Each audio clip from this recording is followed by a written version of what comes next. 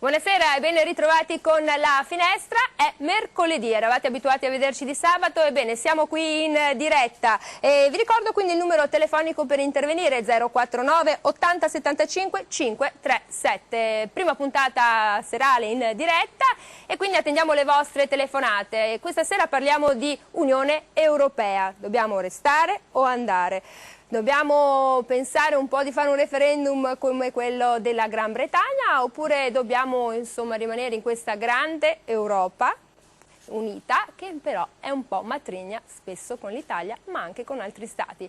Il piacere di ospitare in studio con noi Rosanna Filippin, senatrice del Partito Democratico. Benvenuta. Buonasera a tutti. E una donna, perché in politica o comunque in tanti ambiti trovare una donna è molto molto raro, alla faccia di chi dice che ci siano le pari opportunità e queste benedette quote rosa. In politica cominciano a esserci un numero più che discreto di donne. Ricordo comunque che non c'è mai stata una donna primo ministro o presidente della Repubblica. Ecco, quindi abbiamo ancora un bel po' di strada da fare. Vabbè, guarderemo gli Stati Uniti anche loro, insomma, come esatto. La vedo dura, cara Rosanna Filippi. Il piacere di avere in studio con noi l'avvocato Alessio Morosin, Indipendenza Veneta. Benvenuto. Buonasera, grazie. Il piacere di avere in studio con noi il professor Alberto Lanzavecchia, docente di Economia e Finanza dell'Università di Padova. Benvenuto. Buonasera, grazie. Cercherà insomma di farci capire che restare in Europa conviene, ma vediamo. E il piacere di avere in studio con noi Giorgio Marchetto, consigliere comunale del Movimento 5 Stelle di Trebaseleghe in provincia di Padova. Buonasera, buonasera, grazie.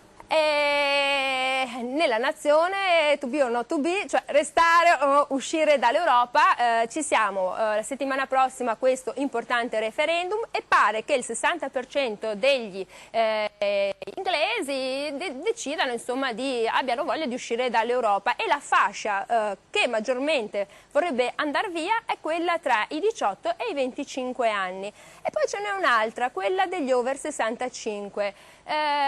Conviene o no rimanere in Europa? In un'Europa che costruisce muri, non vuole le quote dei migranti e stravince quasi sempre la Germania. Caro Lanzavecchia, ci convinca che invece in Europa rimanere è bello, che siamo una grande famiglia di 500 milioni di abitanti. È dura, È dura.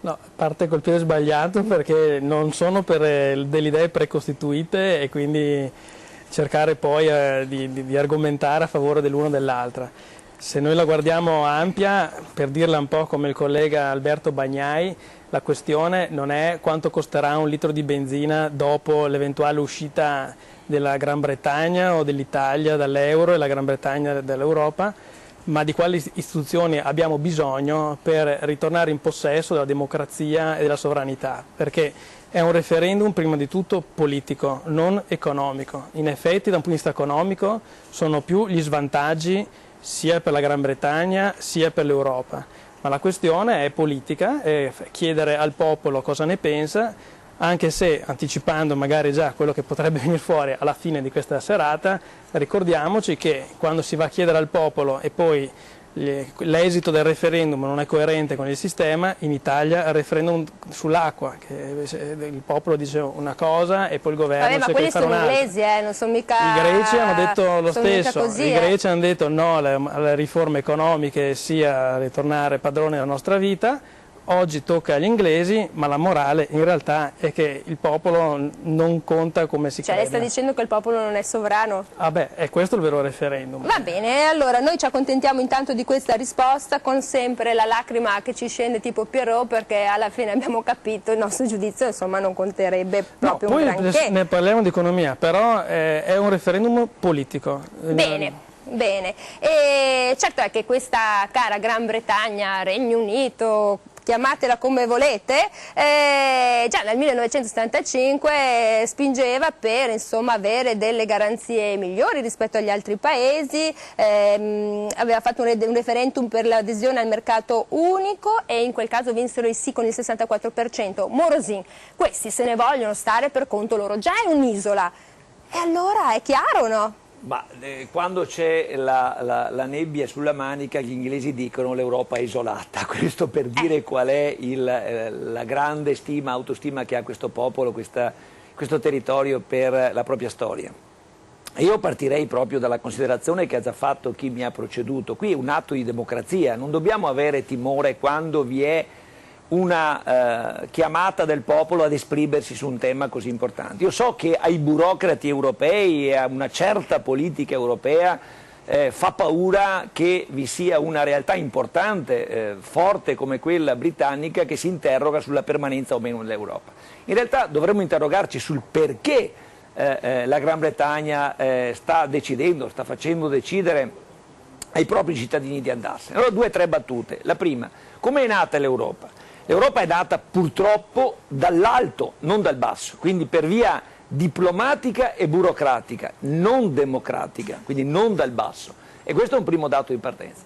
Poi, se vogliamo considerare, per esempio, l'Italia non ha mai votato a un referendum in cui si diceva si doveva decidere per aderire all'Unione Europea. Hanno detto quella è la data, amici, esattamente. siete Quindi atterrati. voglio dire, già siamo partiti col passo falso. Poi, se vogliamo, gli inglesi, nella loro prudenza, hanno anche scelto di non aderire all'euro, quindi oggi si parla proprio non dell'uscita dall'euro perché non ci sono mai entrati, ma dell'uscita dall'ordinamento diciamo europeo, che non è un ordinamento statuale, che non è partito nel modo che i cittadini si aspettavano. Anche noi, per esempio, in Italia, ma soprattutto il Veneto, riteniamo che questa Europa non sia il massimo che potevamo aspettarci, anzi è in qualche modo la riedizione di quella realtà burocratica che hanno gli stati risorgimentali, Italia in primis, che è sempre più distaccata, sempre più lontana da quelle che sono le aspettative, i desiderata dei cittadini. Quindi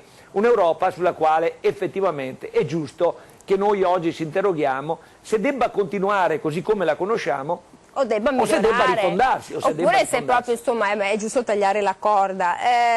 La cosa singolare di questa Europa è che ognuno fa un po' quello che gli pare, poi tanto le sanzioni, tanto le direttive, questi sono altri aspetti. Le sentiamo, non le sentiamo, poi no, cerchiamo sempre di ritardare nell'eventualità ci fosse una grandissima multa da pagare, ma sorridevo prima perché stavo pensando che davvero ognuno fa quello che vuole. La Germania si è coniata la moneta da 5 euro e valida solo nel suo Stato. Allora, questo è che Europa è, Filippine? È un'Europa, come diciamo, rosincalata dall'alto, la subiamo, la sensazione dei cittadini non è di avere tanti vantaggi, ma di subirla, un po' perché abbiamo mandato, scusatemi il termine, in Europa persone non sempre preparatissime che hanno portato a casa scarsissimi risultati, e dall'altra perché paghiamo. Cominciamo a raccontare un po' di cose. Allora, mi risulta che noi viviamo più o meno da 70 anni in un stato di pace, cioè non abbiamo finora, fino a questo momento, mai dovuto affrontare delle guerre.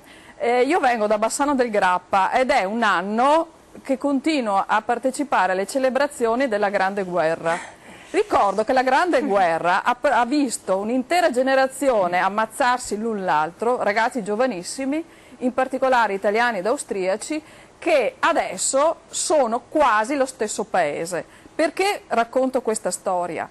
Perché prima dell'Europa noi ci siamo massacrati, ci siamo uccisi, ci siamo bombardati, ci siamo distrutti, ed è da tutto questo che è nata la grande idea, cioè quella di un grande, siamo l'unica comunità politica che ha fatto della democrazia e della pace la sua base fondante. Però Filippine, quando è nata sull'idea di difendere dei beni economici fondamentalmente. No, non è nata all'inizio su questo, ma poi è diventata molto altro. Vogliamo parlare di cose concrete? Ne faccio un altro esempio. È vero che era nata su ragioni prettamente economiche, acciaio e l'energia.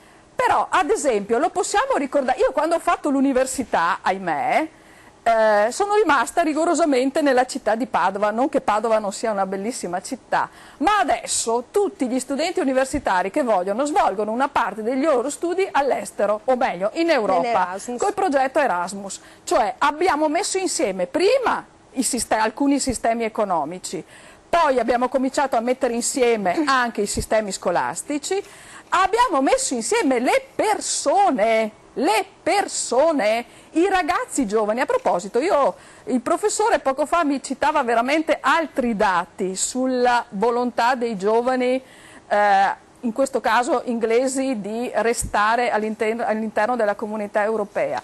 Perché i giovani non si considerano più, o in massimo in buona parte non si considerano più nazionalità propria, ma sentono l'appartenenza a una grande comunità come l'Europa persino più forte. Quello che io rimprovero alla classe politica, di cui peraltro faccio parte anch'io, quindi accuso anche me stessa, è che abbiamo fatto il primo passo, non abbiamo fatto i successivi, cioè l'Europa è a metà del guado, o lo attraversa e va dall'altra parte, cioè diventa uno Stato unico, oppure se resta in mezzo al guado rischia di essere spazzata via dai populisti per prima, ma poi magari anche dall'Asia, come il professore sicuramente è in grado di spiegare molto meglio di me. Comunque sia questi Stati Uniti d'Europa, che non sono fondamentalmente mai nato, perché non c'è un presidente, non c'è una polizia unica e non ci sono tante cose, è vero, siamo in uno stato di pace relativamente, perché a suon di guerra economica ci si fa comunque insomma una guerra di trincea in un certo senso. E poi tra l'altro dobbiamo ricordare che i nostri amici austriaci al Brennero, gli amici austriaci al Brennero dicono: italiani, fate un po' i bravi. Lei, Movimento 5 Stelle, voi la amate l'Europa, è vero? Ma noi l'Europa la amiamo come, diciamo, perché siamo parte fisica dell'Europa. L'Italia è in Europa e non possiamo staccarci perché siamo fisicamente attaccati all'Europa. Ma questa Europa, se noi ci pensiamo bene, è nata come comunità europea. La comunità, se noi guardiamo il significato di comunità, è un significato profondo. Cioè noi siamo la comunità europea, ci sentiamo parte di una famiglia europea. Chissà perché poi un bel giorno si è parlato di unione. Ecco allora, unione, stiamo cercando di tenere unite delle cose.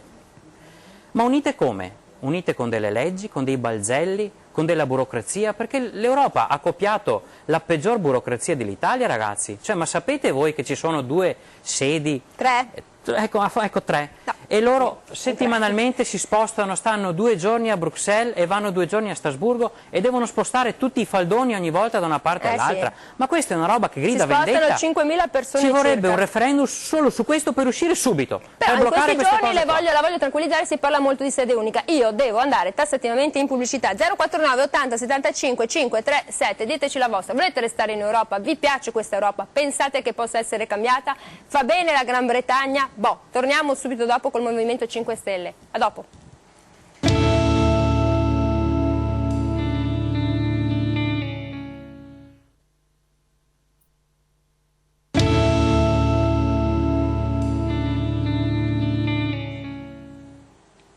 Eccoci qui nuovamente in diretta, vi ricordo il numero telefonico 049 80 75 537, diteci la vostra, volete rimanere in Europa, vi piace questo stile di vita che insomma sembra ci abbiano imposto, oppure pensate che l'Italia sarebbe meglio tornare alla vecchia cara liretta? Caro rappresentante del Movimento 5 Stelle Giorgio Marchetto, lei stava dicendo sì, dipende da come ce l'hanno insomma proposta, e riallacciandoci anche alla questione Brexit, no? Questo referendum in Gran Bretagna, alla fine ha attualmente un sacco di vantaggi il Regno Unito, perché ha la correzione britannica nel 1984, all'epoca già il governo aveva detto sì, noi ci piace l'Europa, però vogliamo che voi ci diate qualcosa in cambio se noi insomma viviamo con voi. È un po' una sorta di ricatto che subiamo continuamente però, perché siamo deboli. Sì, beh, questa battaglia secondo me è iniziata tutta dentro la site sugli ambienti finanziari e economici.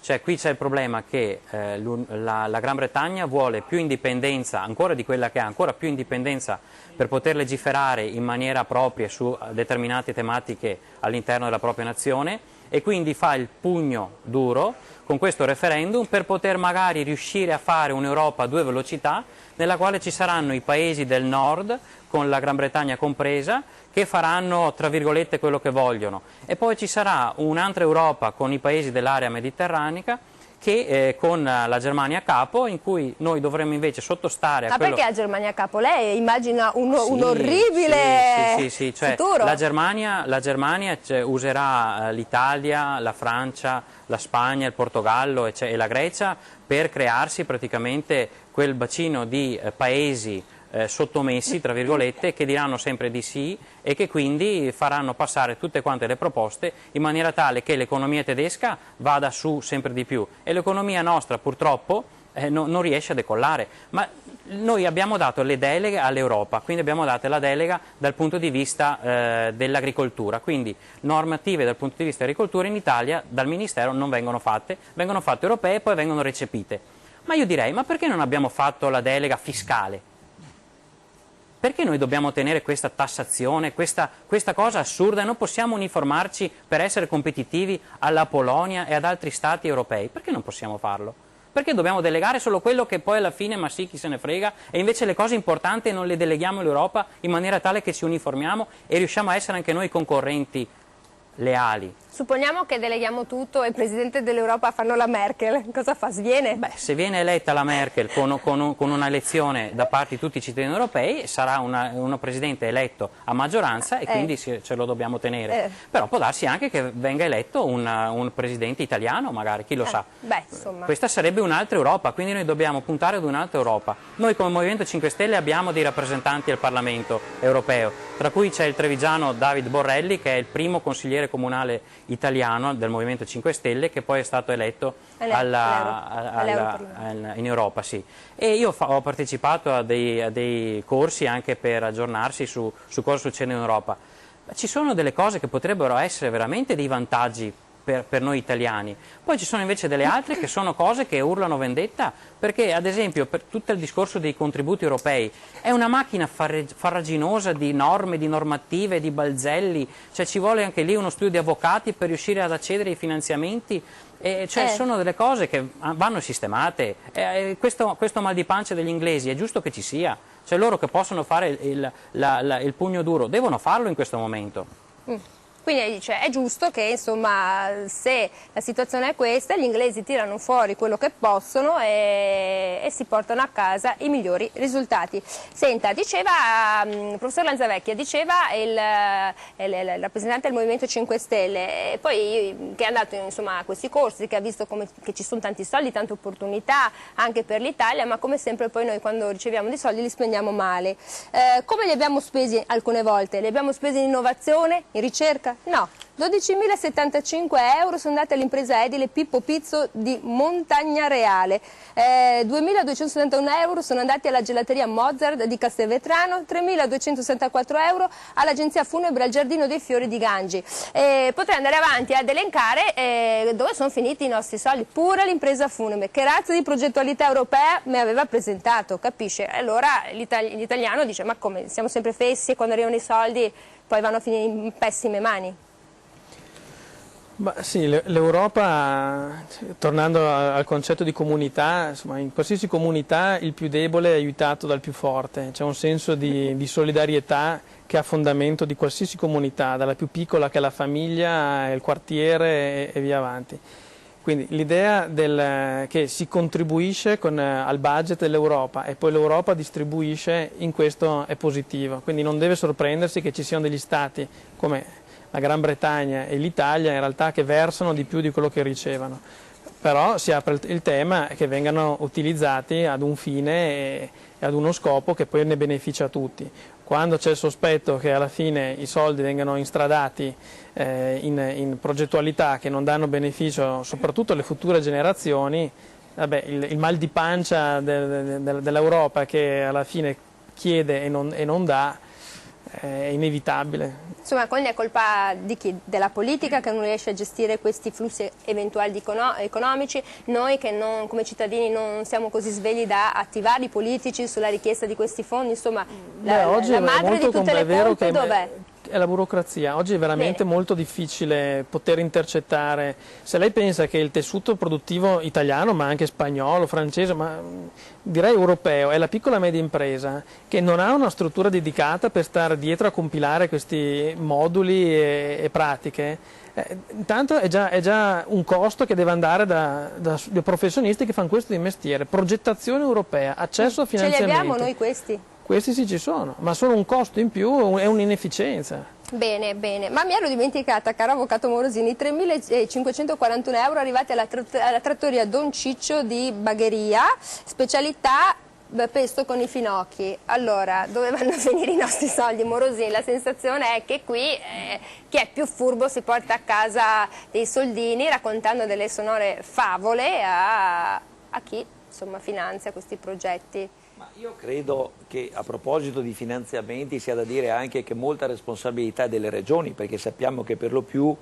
i finanziamenti europei sono gestiti da strutture regionali. Per quanto riguarda il Veneto, io conosco una figura autorevole, apicale, che è Gianangelo Bellati, direttore Union Camere del Veneto, il quale opera a livello europeo presentando costantemente progetti che mi risultano tra i più apprezzati e spesso accolti appunto dall'Unione Europea.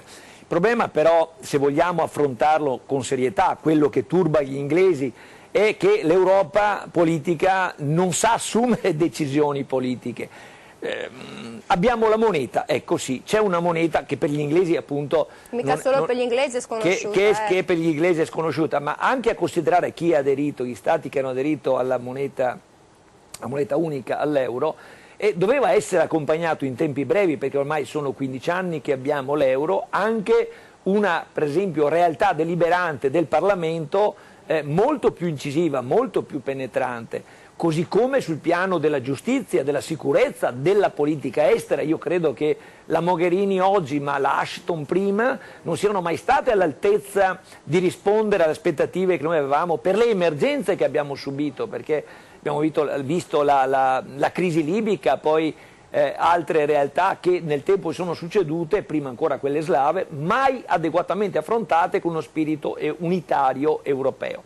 La realtà è che poi accanto alla moneta, a mio parere, sarebbe stata decisiva, o meglio non solo a mio parere, a parere di esperti economisti, anzi il primo fu Modigliani, forse il professore mi può dare atto, a mettere avanti dubbi sull'opportunità di creare una moneta prima ancora di avere uno Stato. Per esempio di avere una fiscalità, lo accennava prima magari l'amico, una tassazione una unica, fiscalità unica IVA, IVA. In Germania le aziende che concorrono, in Baviera che concorrono con le aziende venete, hanno una fiscalità che non supera il 40, complessiva, la total tax rate, che non supera il 42,5%, noi siamo al 68,5%, cioè che Europa è questa, voglio dire, dobbiamo interrogarci su queste ragioni. E tornando alla Gran Bretagna, quindi visto che si parla di Brexit, cioè di uscita della Gran Bretagna, io non mi scandalizzo, anzi lo trovo, essendo positivo nelle mie valutazioni sempre, ispirato alla volontà di vedere il meglio, ritengo che sia uno scossone quanto mai opportuno, vorrei dire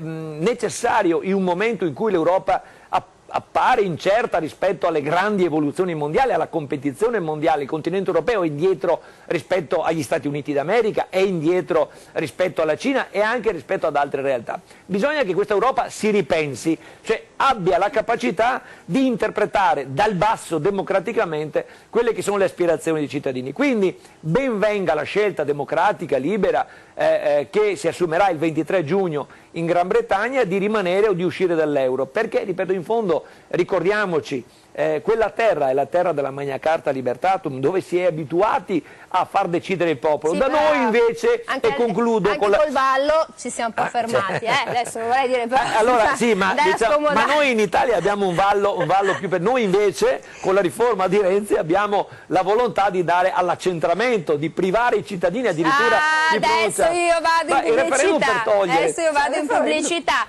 torniamo con la Filippi, però sto vallo di Adriano, che razza di immazzata quella volta. Torniamo dopo la pubblicità.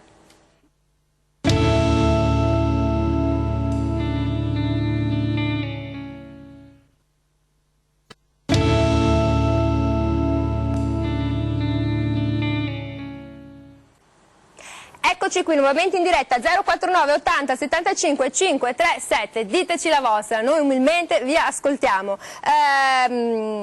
Senatrice, Morosini diceva sì, però con questo governo, insomma, aveva cominciato un po' a tarmare la questione governo Renzi, eccetera, eccetera. Cioè?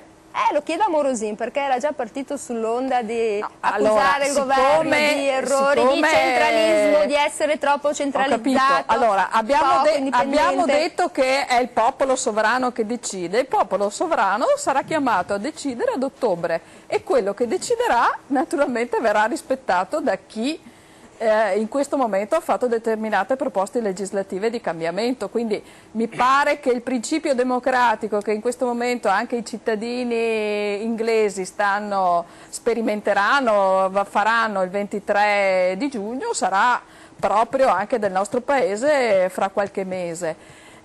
Io non faccio mica il tifo perché la Gran Bretagna esca dall'Europa, mi colpiva una cosa, che tutti i nostri ragionamenti hanno di base lo stesso fondamento, cioè tutti noi pensiamo che l'Europa, intesa come comunità, sia preziosa, sia importante, sia un sogno, sia qualcosa che guarda verso il futuro. Siamo tutti concordi che così com'è in questo momento non risponde a quel sogno.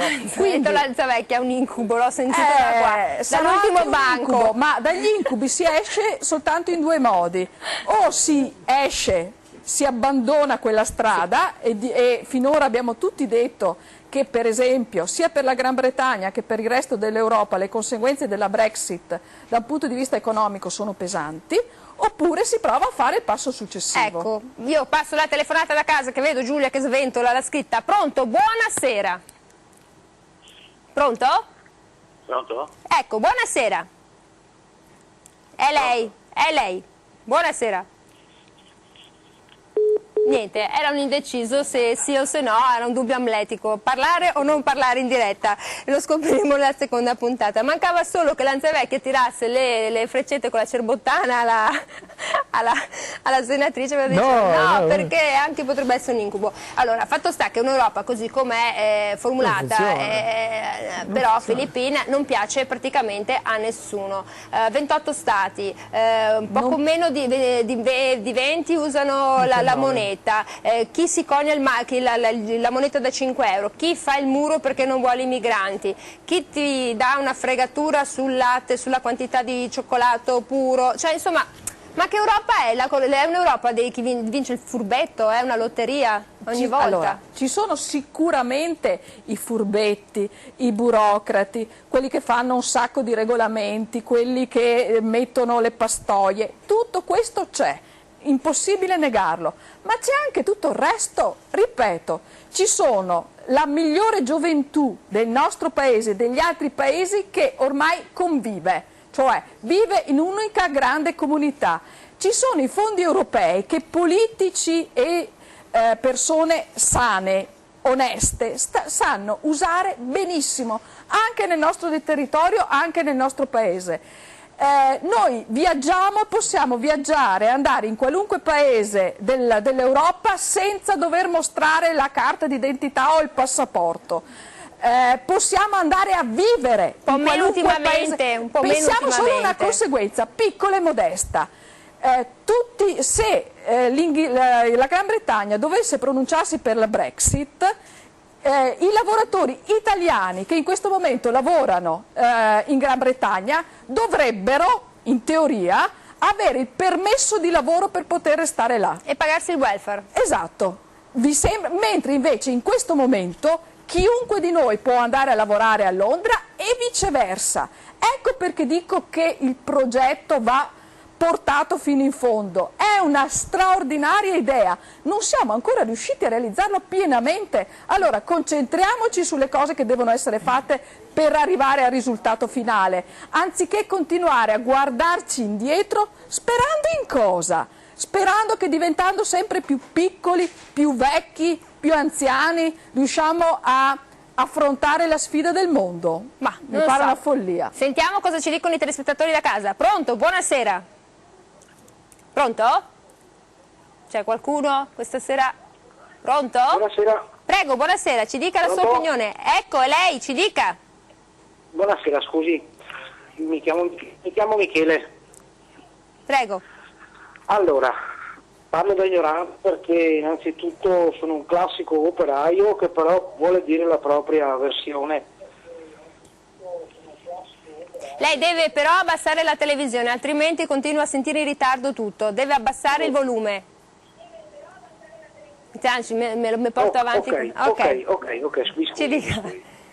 Allora, innanzitutto, per quanto riguarda l'uscita dall'Europa, secondo me la prima cosa che l'Italia dovrebbe fare perché per quanto poco parlo, ripeto, da ignorante, noi italiani siamo, diciamo, l'arrivo di tutto ciò che ci possono mandare gli altri. Siamo, scusate il gergo, siamo la prostituta del mondo. Bene. Qui l'Italia è un paese dove è permesso tutto, dove non succede in Germania, dove non succede in Francia, dove non succede in Belgio, dove non succede da nessun'altra parte. È inutile che voi continuate a dire tantissime belle parole. Sì, ma è inutile, signora, che lei scuota la testa, perché la realtà, quello che lei ha appena detto, com'è che ha detto Brexit, uscita dall'Europa. Bene, lo vado a spiegare a una persona che ha 75, 76, 80 anni se riesce a capire di quello che sta dicendo. Non riuscirà mai a capire niente, perché l'Italia è un paese giovane ma vecchio. Giovane ma vecchio. Lì di fianco a lei vedo oltretutto l'avvocato Morosino, mi sbaglio? Sì.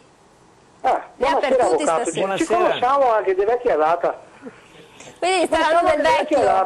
E non oso dire altro. Bene. Comunque non importa, anche perché onestamente parlando lì vedo tanti, come chiamiamoli, burattini, comunque pazienza.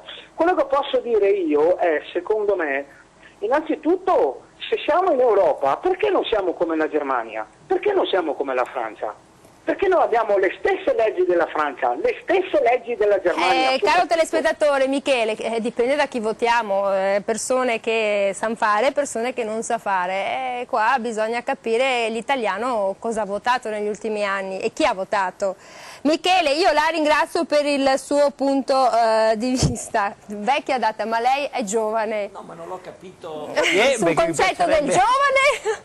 No, comunque, Giorgio Marchetto. Sommessamente Brexit è quello che stanno usando tutti i giornali, TV, eccetera. Lo so, però non so se esiste un termine più semplice. Uscita della Gran Bretagna dall'Europa. No, l'uscita della Gran Bretagna dall'Unione Europea, perché l'Europa è una... però che facciamo... Già comunità europea diventa troppo difficile. Lo so, ma noi italiani Infatti siamo non è lunghi. comunità Siamo lunghi. Giorgio Marchetto, allora anche questo telespettatore ha detto, insomma, cosa ci stiamo a fare in Europa noi che alla fine siamo il punto d'arrivo delle cose peggiori. Mettiamola così, sto parafrasando. Secondo lei, Michele, ha ragione?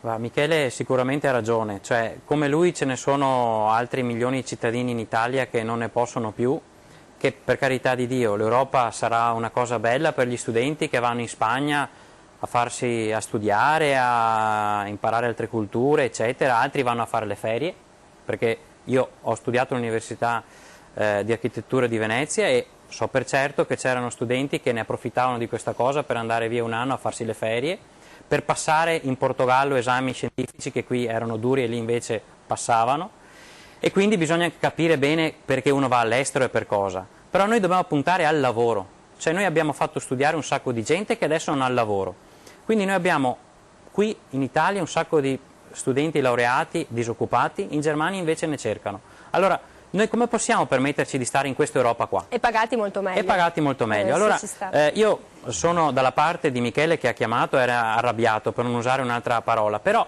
dico, a un certo punto, se abbiamo visto che votando solo non cambiano le cose, e noi dobbiamo fare un po' il ragionamento inverso, dobbiamo dire se io non vado mai a fare l'estratto conto in banca, è inutile che poi mi lamento se non ho più i soldi. Se io non vado alla riunione di condominio, è inutile che poi mi lamento che hanno fatto delle scelte, eccetera. Il cittadino deve ricordarsi che votare sia importante, e domenica sarà ancora più importante. Ma questo non posso parlare di voto in questo momento, attenzione. Però deve partecipare, deve informarsi, deve iniziare anche lui a dire un po' di tempo vado anch'io a vedere cosa fanno, partendo dal Consiglio Comunale di ogni paese, per poi capire un po' di più e magari anche farsi parte in causa come noi, che siamo cittadini semplici, che ci siamo dati da fare, per sperare di cambiare le cose dal di dentro, non dal di fuori, perché dal di fuori abbiamo visto i palazzi si armano sempre di più per tenere il popolo sempre più distante. Quindi lei dice c'è del marcio in Danimarca, per usare adesso un termine caro a questo concetto. Allora, il mio collega mi sventola che dobbiamo andare in pubblicità, sventola bandiera bianca. 049 80 75 5 3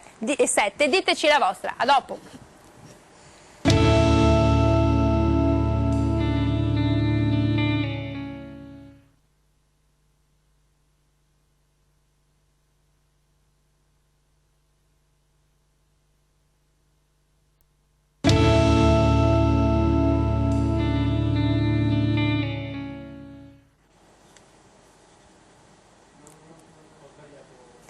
Eccoci qui nuovamente in diretta 049 80 75 537, diteci la vostra, volete rimanere in Unione Europea, volete uscire, volete ritornare alla liretta, vi piacerebbe che insomma i nostri politici fossero un po' più forti quando vanno in Europa a chiedere, a imporre anche un po' i nostri diritti, no sempre solo doveri, Lanzavecchia, capisco che è bello essere tutti bravi, tutti diligenti, che tutti quanti rispettino la propria parte, però è anche vero che anche la Corte dei Conti ultimamente ha detto attenzione, noi diamo tanto all'Europa, all'Unione Europea, quella comincia a darci un po' di briciole, c'è un po' di crisi anche in questo, e l'ha detto la Corte dei Conti, quindi non è che ce la passiamo bene. Sì, torniamo al tema di prima dei trasferimenti e quanto riceviamo. D'altra parte, quando l'Europa si è aperta verso est, è una zona che ha delle diseguaglianze rispetto a noi, quindi è una zona che necessita di investimenti. E parte quindi del nostro budget va ad aiutare giustamente chi ha bisogno di allinearsi alle nostre economie. D'altra parte, se il Regno Unito decidesse di uscire dall'Europa, ricordiamoci che il suo contributo viene meno e quindi domani ci troviamo per arrivare all'operaio e alla gente comune, quindi il primo effetto immediato è che tutta l'Italia dovrà contribuire un po' di più. Però è anche vero, scusi, dei dati, allora la Corte dei Conti ha detto nel 2014, nel 2013 insomma l'Italia ha ricevuto con un saldo negativo circa 5 miliardi e mezzo di euro, e a proposito della Gran Bretagna, sì è vero che ci rimette, ma insomma grazie alla correzione britannica dal 2008 al 2014 gli italiani hanno versato 6,7 miliardi di euro, cioè perché rimanga la cara Gran Bretagna in Europa, gli italiani hanno speso questi soldi, che non sono noccioline, caro avvocato Morosin, perché sono furbi questi inglesi, la correzione britannica. Guardi, io condivido un'osservazione di chi mi ha preceduto, che probabilmente dobbiamo avere il coraggio di fare un'attenta analisi di quello che è accaduto fino ad oggi, ma uno sforzo ulteriore per vedere che cosa si può fare da oggi in avanti, cioè se l'Europa ha ancora senso. Io credo che sia la scelta liquidatoria fuori dall'Europa sia una scelta che vada meditata, non può essere una scelta così, però fa bene che ci sia sto referendum in Gran Bretagna, io la penso così, perché è un esercizio di democrazia, dalla quale tutti dovremmo imparare, e se la Gran Bretagna rimarrà dentro probabilmente avremo modo di pensare con maggior responsabilità alle prossime scelte dell'ordinamento dell'Unione Europea. Se la Gran Bretagna se ne va, siamo costretti di necessità in Europa a ripensare. Ma se è vero che se ne va Morosini non sarà soltanto un modo per avere più soldi, anche perché il Trattato Unico Europeo all'articolo 50 prevede l'uscita di uno Stato membro. Certo. Però se si pensa alla Gran Bretagna si pensa ad un'uscita forse nel 2019, Guardi, se forse non sarà il classico referendum sull'acqua o dell'acqua santa, cioè, io non faccio la ruspico e quindi non so cosa accadrà il 23 a quest'ora possiamo fare un po' di previsioni. Il 23 di giugno, però sicuramente è un atto di democrazia che gli inglesi sanno esercitare. Dicevo, per esempio, riguardo al processo di autodeterminazione della Scozia, Londra, Cameron, il capo del governo, il premier inglese, ha trovato normale che gli scozzesi potessero votare nel 2014 per rimanere o uscire dalla Gran Bretagna.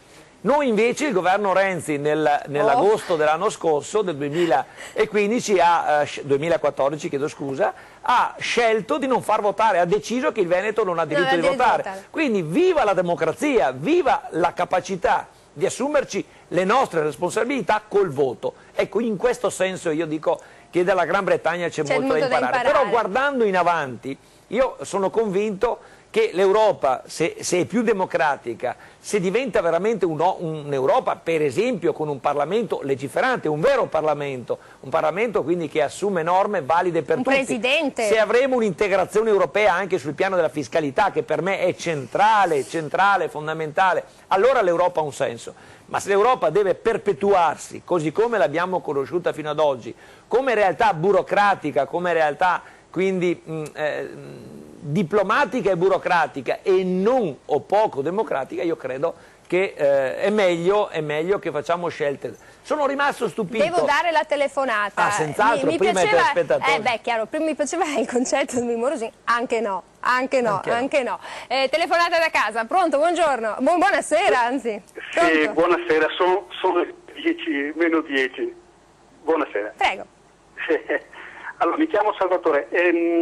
Io ascoltavo un attimino e sono rimasto d'accordo con il discorso che ha fatto, scusate, non conosco le persone, e quindi che ha fatto l'ultimo signore Morosini. sull'Europa. Ecco, io vorrei chiedere, esiste l'Europa? Cioè, perché noi parliamo di Europa, di uscire, di entrarci, di farle, ma esiste? Cioè, io giro l'Europa, ho la fortuna di non lavorare, di star bene economicamente, quindi giro, mi sono girato tutta l'Europa, vivo molti mesi all'anno tra la Spagna e il resto d'Europa. Ecco, io vedo, non esiste l'Europa, il francese è francese, il tedesco è tedesco, io sono italiano, lo spagnolo si avvicina di più alla mia realtà. Poi facciamo un altro caso. In questo momento ci sono i campionati, se non sbaglio, europei. Ma se noi vogliamo creare una nazione europea, dobbiamo essere uguali agli statunitensi. Loro hanno una bandiera, hanno un inno nazionale, non hanno i campionati europei di calcio, di basket, hanno una polizia, hanno l'FBI, la CIA. Cioè, noi siamo ancora legati a delle realtà per cui sì, vogliamo un'Europa, come diceva la signora, dove giustamente io posso andare da qui in Spagna senza controlli, poi dalla Spagna me ne vado in Norvegia senza controlli, però alla fine vado a cocciare, vado a trovarmi con delle realtà completamente diverse. Cioè, io mangio gli spaghetti, il tedesco mi dice ah, tu sei un italiano che ama la pasta asciutta, o il norvegese che mi dice io mangio l'orso, mangio questo, però non a parte che la Norvegia non è in Europa, però onestamente noi possiamo discutere per mesi, per anni, ma fino a che non riusciamo a entrare in quella che è la realtà, cioè a divenire europei, a divenire come gli statunitensi sono tutti americani, noi continueremo a essere. Però Salvatore, italiani, è vero che gli tedeschi. statunitensi sono tutti quanti americani, però è anche vero che la lingua più parlata è lo spagnolo, cioè questa integrazione americana non è che sia proprio un sogno così realizzato. Salvatore, io la ringrazio per l'intervento. 049 80 75 537. Morosini ha dato ragione. No, beh, io credo che abbia detto delle cose importanti questo telespettatore, però vorrei anche dire che il fatto che l'integrazione europea sia così difficile, così complessa, non deve impedirci di guardare a un futuro dell'Unione dove i protagonisti, come si dice spesso al Parlamento europeo, ma però poi non si osserva, sono le comunità, i popoli europei, non gli stati. Attenzione, se voi ascoltate i dibattiti dei consessi europei, del Consiglio come del Parlamento, si parla spesso dei popoli europei, non degli stati. È un processo di integrazione però difficile, perché vi sono 28 stati, 28 lingue, anzi vi sono più lingue, ma soprattutto non vi è una unità politica, questo è il punto. Però non confonderei neanche le difficoltà del processo di integrazione con l'omologazione, con il livellamento di quelli che sono anche i valori identitari, che sono un patrimonio, mantiene le sue tipicità, su questo siamo d'accordo. Che sono un patrimonio. Una nota finale però mi sia consentito. Io temevo, e credo che quella sia stata la prima prova del cedimento all'Europa, quando non è stata approvata la Convenzione europea, che era il testo del patto sociale europeo, la convenzione appunto, la Costituzione se vogliamo, ma si chiamava Convenzione europea. Vabbè, ma chi è che andava a cedere così tanta sovranità? No, ma si è rinunciato là al principio identitario, tra l'altro, è una cosa molto grave. E quindi in ogni caso bisogna tornare, per finire, a parlare di popoli europei, non di stati europei, questo è fondamentale. E poi una cosa sulla quale bisogna anche riflettere, questa differenza che diceva il nostro telespettatore Salvatore, mi viene in mente quando quando ci sono state le stragi in Belgio, che i francesi non avevano comunicato alla polizia belga o viceversa. Insomma, c'è anche la mancanza di un'intelligence, soprattutto in questi giorni nei quali ci vengono a dire, insomma, che dalla Siria starebbero arrivando dei terroristi, dei personaggi poco raccomandabili. Allora, io mi fermo, vado in pubblicità, 049 80 75 537, e poi sentiamo la Filippine. A dopo.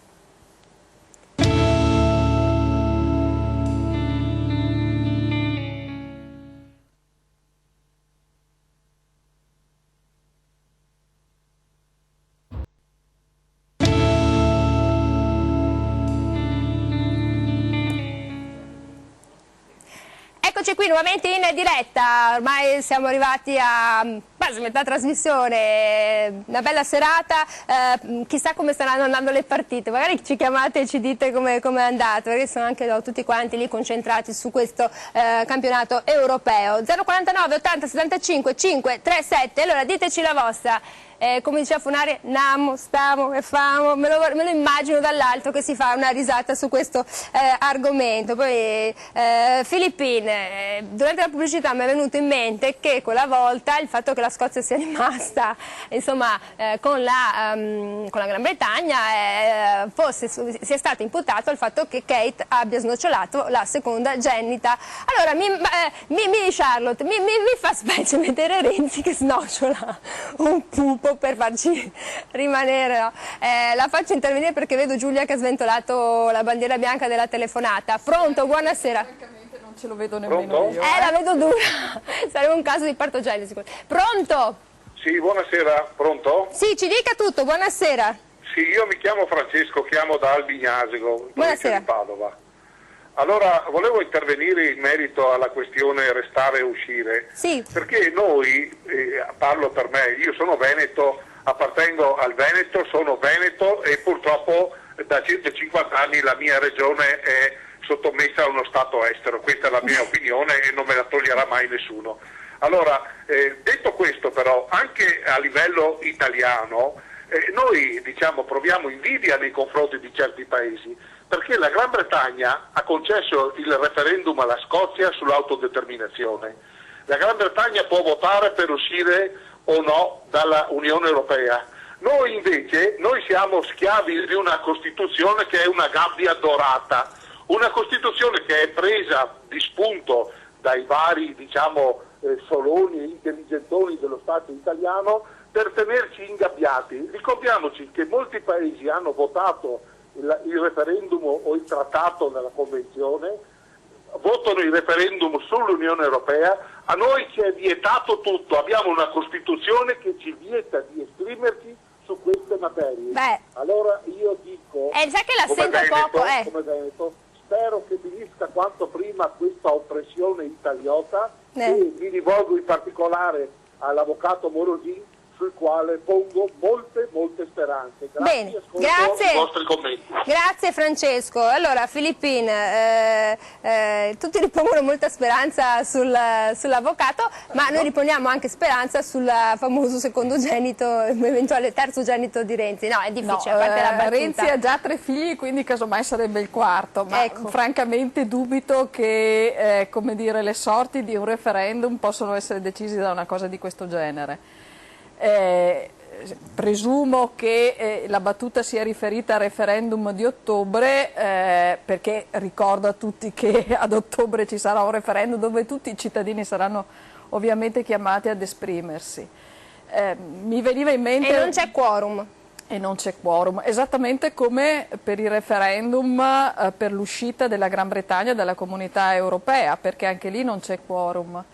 E piccolo dettaglio, comunque una volta, qualunque sia l'esito, se l'esito anzi sarà per l'uscita, serviranno almeno 2 anni per poter stabilire le modalità concrete di attuazione.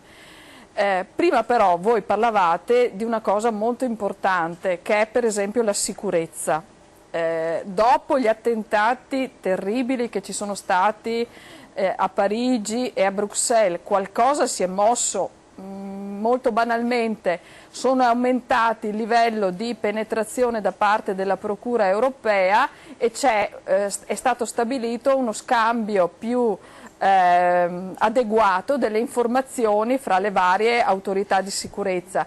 Quindi quello che volevo dire è che è possibile andare verso un'integrazione migliore e quindi un'efficienza migliore di tutto il sistema europeo, nel rispetto naturalmente delle caratteristiche dei singoli popoli. La grande maggioranza dei popoli del nord amano l'Italia, il sole dell'Italia, il cibo italiano, ma anche noi possiamo avere lo stesso interesse per i paesaggi delle repubbliche baltiche, esatto, per la Bretagna o per il cibo, cioè ciò che è cultura, che è scambio, ma perché dovrebbe essere in qualche modo diminuito dall'integrazione politica? Stiamo parlando di politica, di efficienza delle istituzioni, di capacità di rispondere delle istituzioni ai problemi, ad esempio quello della sicurezza di fronte a minacce che sono reali, che sono di distruzione del sistema democratico. Perché non c'è stata secondo lei quella comunicazione famosa? Perché insomma la polizia belga e la polizia francese insomma, aveva parlato di questi servizi segreti, ognuno ha fatto il suo gioco. Non c'è ancora l'abitudine, ripeto, quello che è successo, terribile, ha insegnato che se non c'è collaborazione e scambio di informazioni, il risultato è quello che abbiamo visto, mentre se c'è collaborazione e scambio di informazioni, soprattutto fra l'intelligence, le possibilità di evitare gli attentati crescono in maniera esponenziale.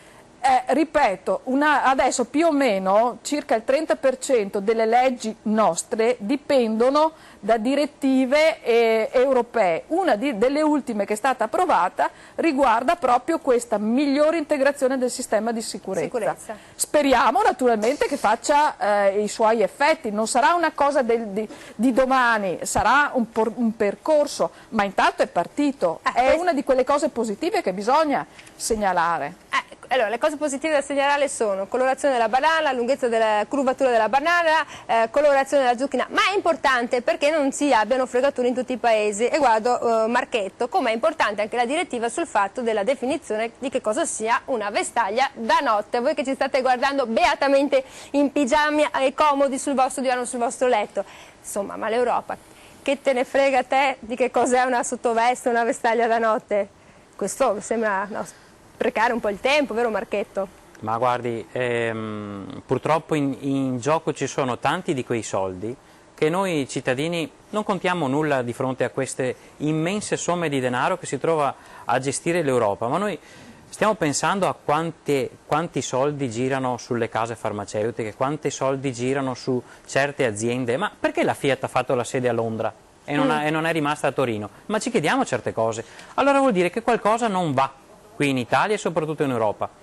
Citiamo un termine che fino ad ora non l'abbiamo detto. Qualcuno sa cos'è il TTIP? Il trattato transatlantico. È il trattato transatlantico. Praticamente l'Europa sta trattando con gli Stati Uniti a porte chiuse, nessuno sa niente, di regolamentare i commerci, di regolamentare tutta una serie di norme e quindi noi cittadini non sappiamo niente. Rischiamo veramente di trovarsi inondati di un sacco di merce che arriverà dall'America avendo caratteristiche anche molto, molto scadenti. Pensiamo al pollo al cloro, il famoso pollo al cloro, in America è praticamente autorizzata la produzione di pollo usando il cloro. Cioè, lo sbiancamento con il cloro. Sì, lo sbiancano con il cloro, quindi noi andremo a perdere molte caratteristiche della nostra economia, quello che ci sta in mezzo all'OGM, e tutto questo lo fanno a porte chiuse a Bruxelles, parlano con gli attori americani, si mettono d'accordo su queste cose qua e noi non veniamo a saperne niente. Poi, ma mi sembra che su questo argomento ci si stia muovendo, no? Su questo trattato di transatlantico partnership, eccetera, eccetera. Ci si sta muovendo pochissimo. Allora, guardi, CETA uguale, con la Col Canada, il ministro Calenda dovrà esprimersi se deve passare o no la ratifica in Parlamento italiano. La tendenza, ma la tendenza, la mozzarella di bufala texana, nessuno la vuole. No. Il Chianti dall'Arizona, nessuno lo vuole, eppure ce lo stanno. Io prendo la telefonata e poi continuiamo, Marchetto. Pronto, buonasera. Pronto? Pronto, buonasera. Pronto, mi sente? Certo, molto bene. Io sono perplesso di fronte a quelle discussioni che stanno facendo stasera. Si parla dell'Europa, ma l'Europa è soltanto un'espressione geografica. niente di più, niente di meno. Noi parliamo di Unione Europea. Perché no, prego? UE, Unione Europea, non Europa. UE, Unione Europea.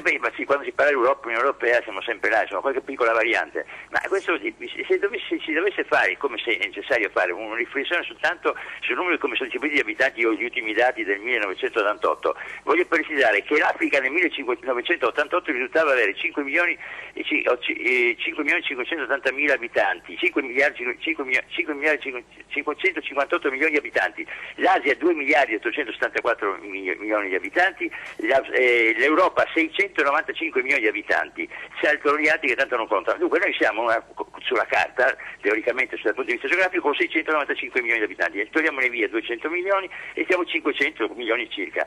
Dunque che genere di discorsi stiamo facendo? Vogliamo mettere tutte le cose che si fanno in Inghilterra, si fanno anche in Austria, e quelle che si fanno in Austria si faranno anche in Polonia e magari si fa anche in Estonia e Lettonia, ma questo è assurdo. I mercati sono liberi, tutti sanno che l'Europa nasce in funzione del fatto che, questa è un'idea, ci possa essere la pace in Europa dopo secoli e secoli di lotte e guerre sanguinose, che sia un territorio dove si potrà vivere senza guerreggiare, ma facendo accordi. E voglio ricordare che questi accordi sono stati già discussi nel 1800 sia da Gladstone e dai francesi. Insomma, la libertà della circolazione delle merci, Zollverein, siamo già anche nel 1870 in Germania. Le piace?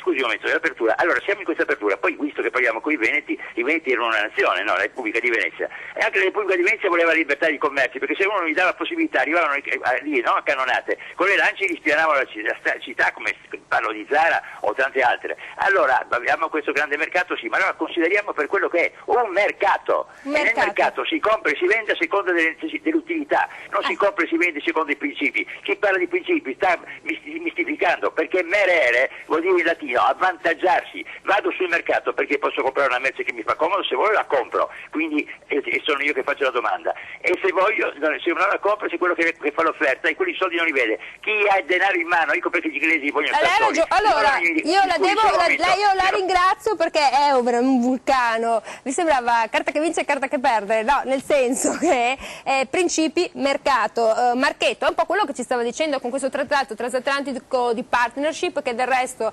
mica Obama, quando è venuto in Italia, ha fatto giro per l'Europa, è venuto a prendersi la mancetta, è venuto a dire: scusate, toc toc, ma prima della fine del mio mandato me lo scrivete, me lo sottoscrivete questo trattato transatlantico, che c'è una differenza, mentre noi siamo preventivi, nel senso che facciamo come Europa tante analisi, diciamo no, questo alimento no, questa sostanza no, questa chimica no, gli Stati Uniti dicono noi lo usiamo fino a prova contraria, cioè il cloro domani farà male, ma è domani, oggi continua a venderlo. Torniamo subito dopo la pubblicità e diamo una risposta al nostro telespettatore verace. A dopo.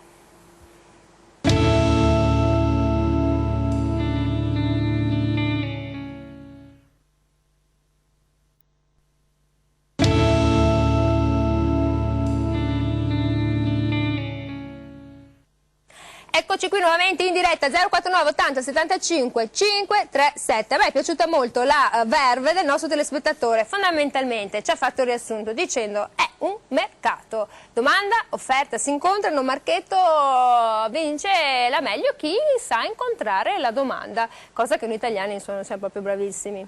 Allora, è un mercato, sicuramente che è un mercato, però abbiamo delle barriere ancora enormi, ma noi sappiamo che per vendere una bottiglia di vino in Germania dobbiamo pagare un dazio di €1 ad ogni bottiglia. Ma sono cose che, se siamo una comunità economica, se siamo un mercato unito, non dovrebbero esserci. Solo le spine degli elettrodomestici sono diverse. Presa tedesca allora noi parliamo di Europa, ma cosa hanno fatto in tutti questi anni per uniformare? Cosa hanno fatto per renderci partecipi di una comunità? Cosa hanno fatto che se arrivi in Inghilterra smonti dall'aereo e vedi le macchine che corrono dall'altra parte? Ma quello non è che allora, ma già da lì siamo troppo diversi. Ma allora dico, e poi un'altra cosa, oltre al TTIP c'è un'altra cosa veramente grave, e questa creerà sicuramente disoccupazione, e i nostri politici che ci rappresentano in Europa non stanno facendo niente, è praticamente il riconoscimento di economia di mercato alla Cina, cioè la Cina ci inonderà di merci hanno già pagato loro per raddoppiare lo stretto di Suez, per allargarlo, no? Si sono comprati i porti del Pireo della Grecia, stanno puntando i porti qui del Veneto per far arrivare le loro merci. Sono comprati in mezza Africa. Sì, ma creerà 500, una cifra, adesso non vorrei sparare una cifra errata, però si parla di nuovi disoccupati per l'Unione Europea perché ci inonderanno di merce cinese. Allora cosa stanno a fare i nostri rappresentanti? Noi dobbiamo solo sopperire, noi dobbiamo solo districarci su Balzelli e gli altri fanno impresa. Provate ad aprire un'impresa qui in Italia e chiedere quanto duro è fare impresa qui in Italia, quanto difficile è competere. Vanno bene solo le imprese che commerciano con l'estero adesso. Chissà come mai, perché qui in Italia il mercato è fermo, i redditi sono fermi, è fermo tutto. E questo bisogna dirlo, bisogna rendersi conto e rimediare. Non gli 80 euro, qui ne servono, qui serve lungimiranza. Qui serve veramente la lungimiranza di un qualcuno che possa vedere oltre al buio che la nostra nazione è sprofondato. Cioè, è brutto da dire, ma non bisogna dire che tutto va bene. Qui in Italia attualmente va male tutto. Bene. Va male tutto. Questo carico di ottimismo, cara Filippi, è tutto per lei. Lei dice siamo sfrutati e vendiamo il buio.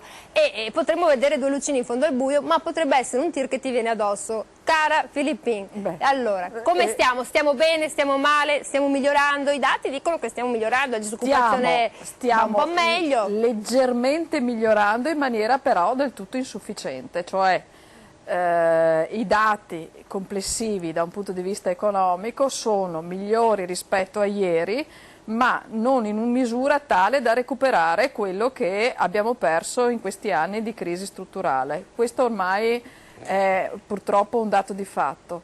Un dato di fatto è qualcosa che è incontestabile, però ripeto, di fronte ai problemi o ci si può dire va tutto male, buttiamoci giù dalla finestra visto che siamo al 10° piano, oppure proviamo a mettere in atto tutta una serie di misure che servono invece o che provano a smuovere l'economia, in questo caso l'economia italiana o l'economia europea.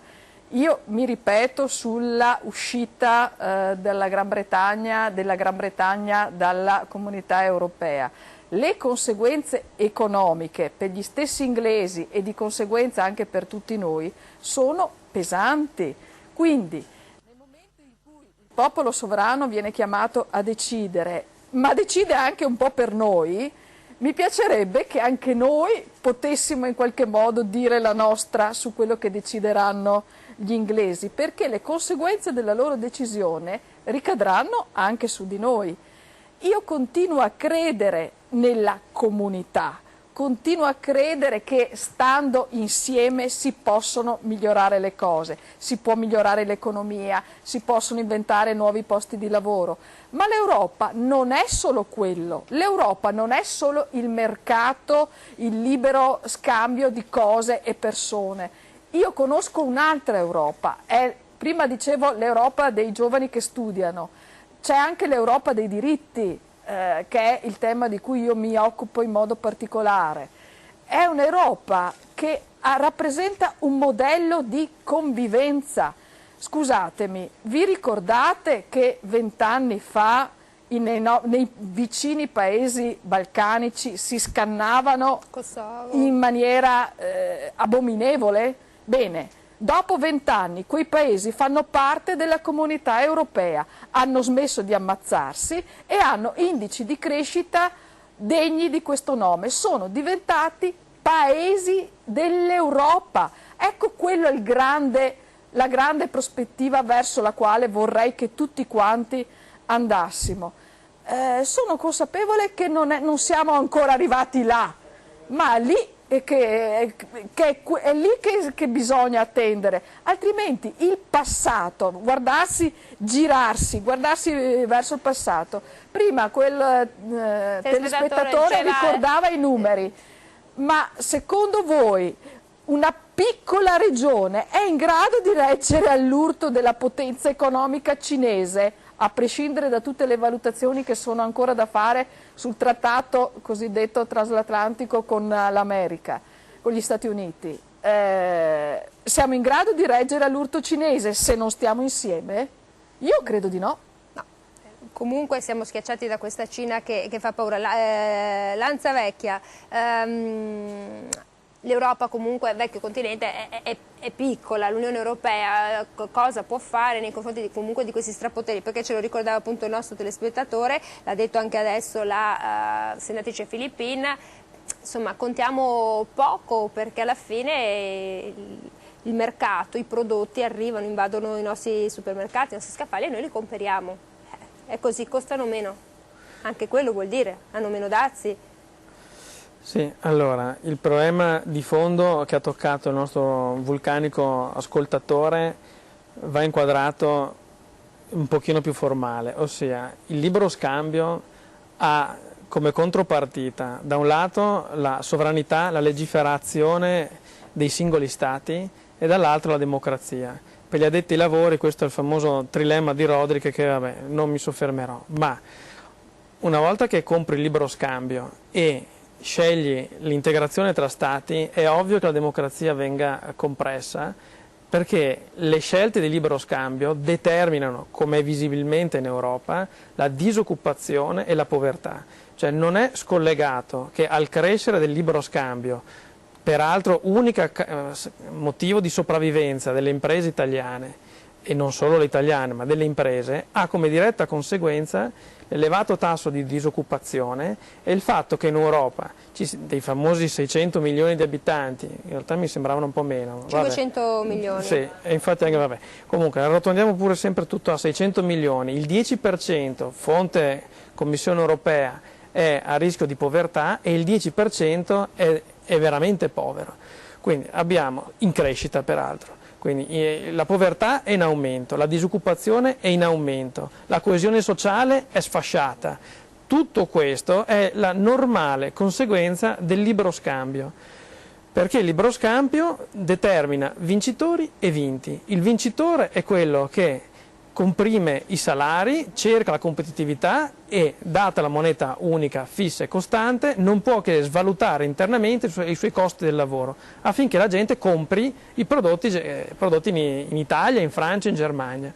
Quindi non dobbiamo domandarci perché ci sono le riforme del lavoro, le prime riforme ARZ in Germania, le riforme... È tutto collegato. Cioè, no, una volta che compri il libero scambio... libero scambio di merci, libero scambio di tutto, e prendo una sola. Assolutamente, se non è chiaro questo abbiamo finito di parlare. Cioè, una volta che uno prende il libero scambio, si compra intanto il trattato di Schengen, perché la gente è forzata ad andare dove il lavoro c'è.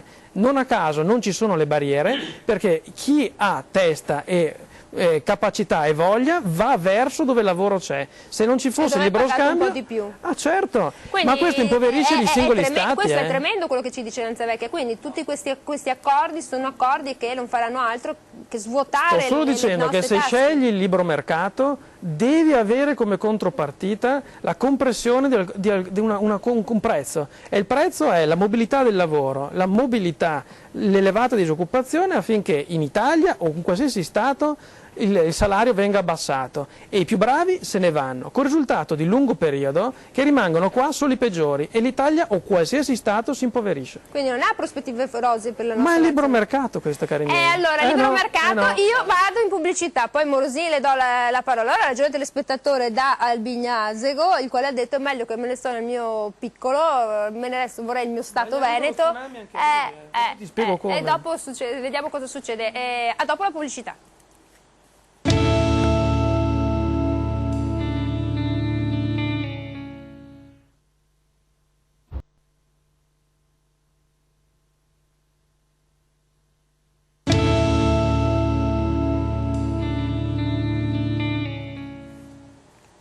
Eccoci qui ancora in diretta con la finestra 049 80 75 537. Buonanotte ormai, perché abbiamo superato un certo orario. Allora, Alessio Morosini, aveva ragione il telespettatore Francesco D'Albignasego, ha detto che insomma nello stato piccolo, nel Veneto, per esempio, si starebbe meglio perché nella botte piccola c'è il vino buono. Invece ha detto Lanzavecchia, il professore, ha detto quando ti prendi il pacchetto di libero scambio delle merci, di tutto, ti prendi Schengen, ti prendi tante cose. Allora, collegarci alla battuta del telespettatore, io credo che abbia detto una cosa che corrisponde a una realtà che non può essere negata, ovvero che i migliori stati al mondo, quelli dove i cittadini vivono bene, sono gli stati tra i 5 e i 10 milioni di abitanti.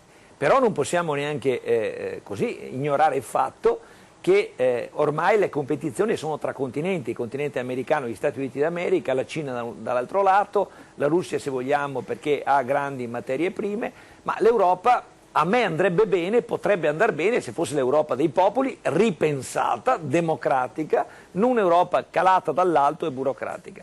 A me ha un po' stupito il discorso che ha fatto il professore, peraltro ineccepibile per certi versi, perché dice vi piaccia o non vi piaccia, dopo i trattati di Maastricht con i quali è nata l'Unione Europea, sostanzialmente era inevitabile Schengen, quindi l'abbattimento delle barriere, e quindi il libero mercato porta questi squilibri che sono la conseguenza appunto di certe scelte. Ma io credo che non che abbia dimenticato certamente il professore, magari lo può integrare meglio dopo, che uno dei fattori di vera diseguaglianza che ha creato ragione di attrito e di difficoltà e di sostanzialmente di impedimento all'Europa di diventare quello che noi tutti volevamo è il fatto della disuguaglianza fiscale.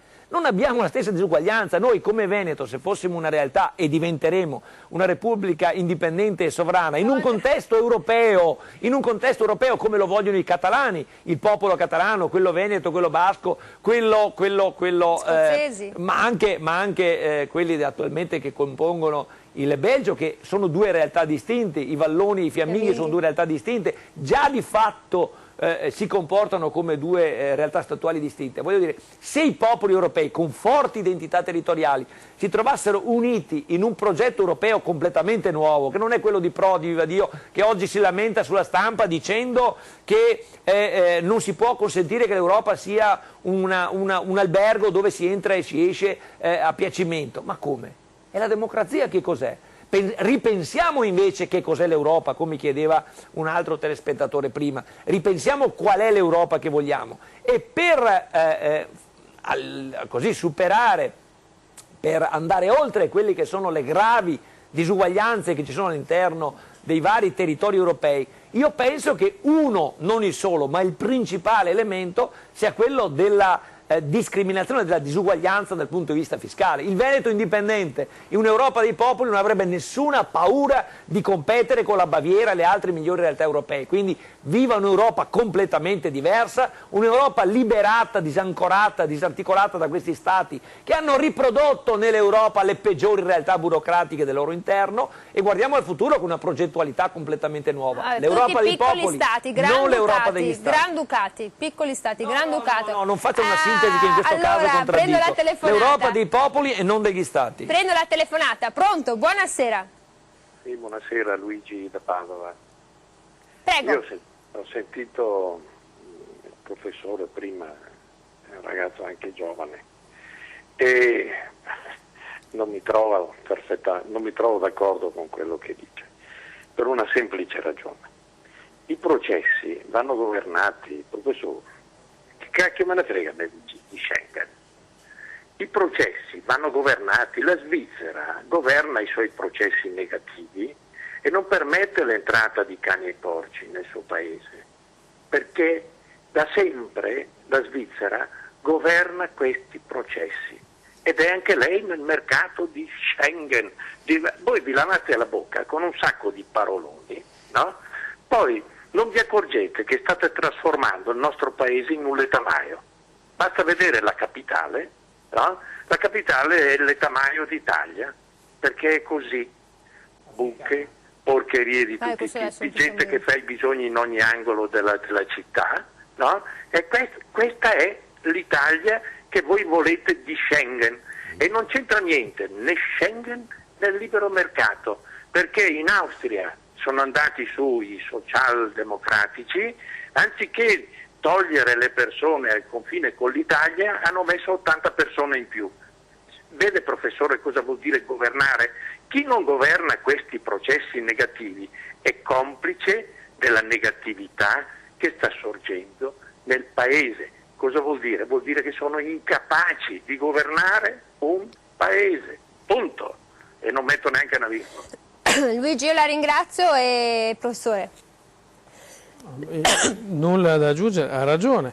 Ho solo detto che perché ci sono 500.000 italiani che lavorano a Londra, perché i nostri ingegneri non trovano lavoro in Italia e vanno in Germania, perché gli architetti se ne vanno. Tutto questo è perché l'Italia non è competitiva, altri stati europei lo sono, noi non valorizziamo, non paghiamo, non possiamo permetterci di dare la giusta remunerazione a queste competenze che invece trovano la remunerazione all'estero. Questo, caro mio, è il libero mercato e in Schengen funziona. Schengen è aperta dentro e chiusa fuori, quindi la sua paura di avere l'omino colorato che gli rovina la vista del Colosseo, in Schengen è blindato, perché non entri in Europa dai bordi, ed è quello che sta cercando di fare, ma se sei europeo ti muovi alla ricerca di dove il tuo capitale umano viene apprezzato, pagato e ti sposti. Questo perché? Perché ci sono vincitori e vinti nella competizione europea. Se le nostre auto non le vuole più nessuno, si andrà a lavorare a Wolfsburg in Germania. Se le nostre medicine non si producono più qua e si deve andare a Londra, i nostri medici, i nostri farmacisti, i nostri chimici farmaceutici vanno a Londra. Cioè, rimaniamo questo un paese di montagna con il campanile. Ma finirà così, cari miei, finirà turismo e agricoltura di qualità, ma di cos'altro rimane? Questa sferzata di ottimismo del professore, questa visione così rilassante, cara Filippi, lei che è così positiva, dopo quello che dice il professore, come si sente? Forse gli è scappato scusate il mio tedesco, Wolfsburg, ho detto giusto, che non è proprio l'esempio più adatto visto il noto scandalo. Non era Das Auto, era Gas Auto. Gas Auto, sì. Io invece, per l'amor del cielo, probabilmente sarò un'ingenua, però penso che il nostro paese possa essere competitivo tanto quanto, ma credo che il nostro paese possa essere ancora più competitivo se insieme riuscirà ad essere protagonista all'interno del processo di unificazione europea. Cioè, io non capisco che la conseguenza della riflessione del professore sia che se il libero mercato produce disoccupazione la soluzione possa essere l'economia controllata. Io non sono un'esperta di economia, ma casi storici che conosco non mi pareva che fossero particolarmente brillanti. Io credo che invece l'Italia possa essere paese competitivo con un sistema funzionante, magari anche col sistema politico adeguatamente funzionante rispondente ai bisogni, ma che lo possa essere a maggior ragione se intorno a sé avrà un blocco, un'istituzione che è quella europea altrettanto funzionante e competitiva. Io credo che tutti insieme siamo più forti. Ci saranno sicuramente alcuni ingegneri che andranno a lavorare in Germania, ma ci saranno anche altre persone che verranno a lavorare qui in Italia. Smetterla di considerare come il nostro paese semplicemente come dire una particella che sta da una parte. Preferisco pensare all'Europa come un paese unito, o perlomeno nella prospettiva del paese unito, che quindi ha in mano insieme il proprio destino. Se no, se continuiamo a ragionare sempre per piccoli, ripeto, sempre più piccoli pezzi, non andiamo da nessuna parte. Quindi uno Stato veneto indipendente. Il signore lei di non ce lo Albignasego vede. citava i numeri, mi piace citarne, scusatene, un altro. Nel 1950 la popolazione europea era il 21% dell'intera popolazione mondiale. Se continuiamo così, la popolazione europea nel 2150 sarà il 7% della popolazione mondiale. Sarà una popolazione vecchia, di età, stanca. Papa Francesco parla di Europa matrigna. È questo a cui vogliamo rassegnarci? Io no. Marchetto. Prego, Lanzavecchia. No, che sul futuro e sull'opportunità dell'Europa siamo tutti d'accordo, ma i fatti sono che tutti gli anni 100.000 italiani vengono cancellati dalla nostra anagrafe e vanno all'estero. Ne importiamo 40.000 di lavoratori da fuori, saldo negativo. Di questo ritmo le pensioni del nostro di Bignasego, del nostro anche animato ascoltatore di prima, non le paga nessuno, perché è un sistema basato che i lavoratori pagano i pensionati. Siccome il saldo è negativo, siccome la gente sta andando via, nonostante le importazioni gli piacciono o no al vostro pubblico, ne importiamo 40.000, ma se ne vanno 100.000 e di questo passo le pensioni non stanno in piedi, abbiamo bisogno di 300.000 nuovi lavoratori per i prossimi 20 anni, se no le pensioni non stanno in piedi. Questi sono i fatti. La conseguenza, il futuro lo sistemiamo, sono anche ottimista, ma i fatti sono che c'è un deflusso costante di forza lavoro e renderà insostenibile le pensioni e tutto quello che noi oggi conosciamo. Più la denatalità, visto che siamo andati al di sotto di 500.000 Ma perché la gente se ne va? Cari miei, perché se ne va? È libero scambio, più certo, opportunità. certo. Domanda offerta, Marchetto. Ma che... Allora, siamo un paese... Come con questo trattato transatlantico, a me piace ricordare che transatlantico porta tanto male, Sì, Titanic, primo viaggio è andato male. Sì, difatti adesso richiamando il Titanic, l'Italia è un po' come un Titanic, c'è chi sta bene, i pensionati, i privilegiati, chi ha lavorato 20 anni e è andato in pensione con una bella pensioncina, quelli che sono stati messi dentro le varie società partecipate dai politici per praticamente scaldare la sedia. E invece c'è chi nelle periferie delle città, nelle campagne, sta soffrendo, che, diciamo, anch'io potevo essere andato all'estero anni fa, poi sono rimasto perché? Perché c'è il Movimento 5 Stelle, lo devo dire. Questa è l'unica alternativa che l'Italia ha per potersi salvare. Non posso fare marchettone preelettorale adesso, diciamo le cose come stanno. Molti giovani sono rimasti in Italia perché c'è una prospettiva positiva, ma non è, chiamatela come volete, ma il discorso è che se noi vogliamo risolvere le cose dobbiamo togliere burocrazia, dobbiamo abbassare le tasse, dobbiamo togliere politici, dobbiamo mandarli a lavorare finalmente, dobbiamo snellire tutto quanto quello che sia in cantieri. Non è che tutti i politici non lavorano, ce ne sono tanti che lavorano e fanno anche i politici. Ok, però, tornino a fare quello che stavano facendo prima perché hanno rovinato l'Italia, l'hanno rovinata. Allora, perché tanti italiani poi comunque vogliono restiamo? Perché la lasagna della mamma, come stira la mamma? Ma non c'è. Allora, Morosi, a parte la battuta, allora, lui la vede in declino, noi cerchiamo di vederla un po' rosa. Di indipendenza veneta e non si parla di altro. Indipendenza veneta è un miraggio, ragazzi. Chi abbiamo come rappresentanti a Roma? Abbiamo Zaia che è collegato con il potere romano. Gentilmente di tutti i veneti, perché io con i 5 Stelle ho un ottimo rapporto e almeno fino ad oggi con i 5 Stelle abbiamo convenuto una cosa. Tutti i veneti non è vero. Non esprimerti a nome di tutti i veneti, ho detto, esprimerai a nome della tua rappresentanza politica, con la quale peraltro abbiamo un ottimo rapporto, proprio perché sul diritto di autodeterminazione, ovvero di voto, quello che ci insegna la Gran Bretagna ancora oggi, il 23, ma che ci ha insegnato nel 2014 quando ha detto che se la Scozia voleva votare sulla propria possibilità di uscire dalla Gran Bretagna era un diritto degli scozzesi di farlo, e noi invece il governo democratico di Renzi ci ha detto l'8 agosto 2014 che non è possibile. E questa è la realtà, vuol dire che noi abbiamo meno democrazia, quindi noi siamo favorevoli